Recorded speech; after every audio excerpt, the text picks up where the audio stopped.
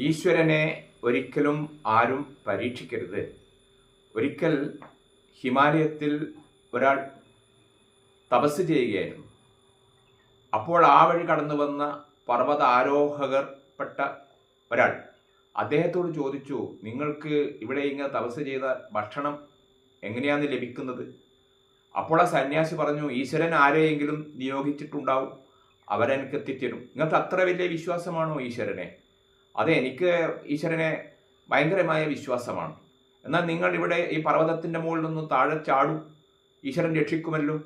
ഓ, എനിക്കതിൽ തീരെ സംശയമില്ല, എന്നെ ഈശ്വരൻ രക്ഷിക്കും. പക്ഷേ ഞാൻ ഒരിക്കലും ഈശ്വരനെ പരീക്ഷിക്കാൻ തയ്യാറല്ല.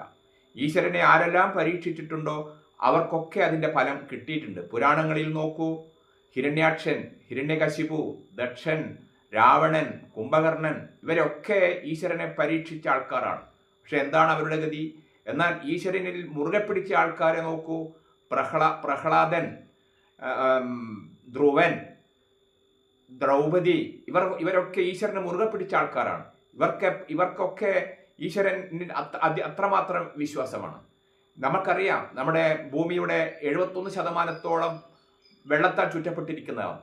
അപ്പോൾ ആ വെള്ളത്തിന് ഏത് നിമിഷം വേണമെങ്കിലും ഈ കരയെ അപ്പാടെ വിഴുങ്ങാൻ സാധിക്കുന്നതാണ്. പക്ഷേ ഈ കരയെ സംരക്ഷിക്കുന്നത് ആരാണ്? നമ്മൾ എപ്പോഴെങ്കിലും ആലോചിച്ചിട്ടുണ്ടോ? അതുകൊണ്ട് ഒരിക്കലും ഈശ്വരനെ പരീക്ഷിക്കരുത് എന്ന ഈ ആശയം ഞാൻ ഇതിൽ കൂടി നിങ്ങളുടെ മുമ്പിൽ സമർപ്പിക്കുന്നു. നിങ്ങൾ അതിന് ലൈക്ക് ചെയ്യണം എന്ന് അപേക്ഷിക്കുന്നു.